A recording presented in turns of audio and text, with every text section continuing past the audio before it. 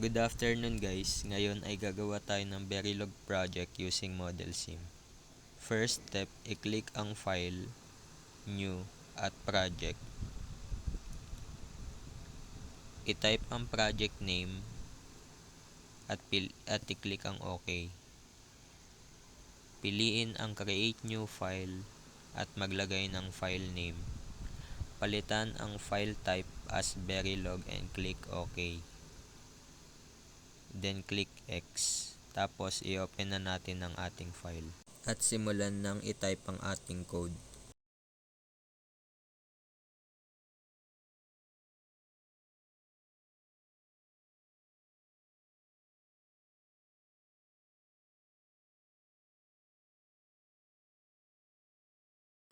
Pagkatapos i-type ang ating code, ito ay ating i-compile at isi-save. Kapag naging check na ang ating status, ito ay atin nang isi-simulate. Hanapin natin ang ating ginawang file and click OK. I-click ang view at i-open ang objects. Pindutin lahat ng objects at gawan ito ng wave.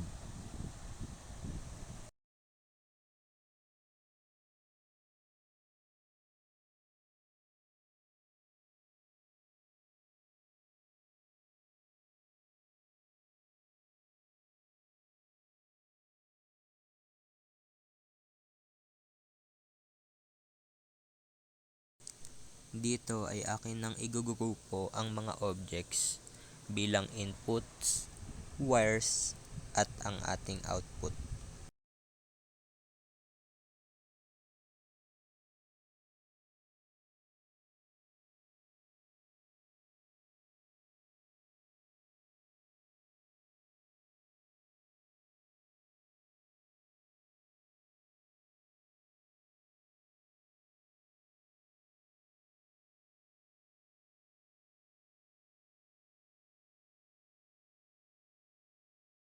At sunod naman nating gagawin ay lalagyan ng value ang bawat input.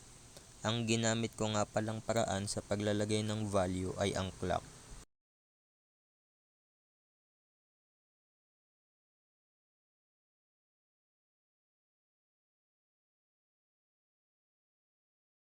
Pagkatapos lagyan ng value ang mga object, ay atin nang papalitan ang duration ng ating simulation. Click Run upang gumana na ang ating simulation. At pindutin ang Zoom Full upang makita ang kabuuan ng resulta. At ayan, atin nang makikita ang resulta ng ating simulation. Yun lamang.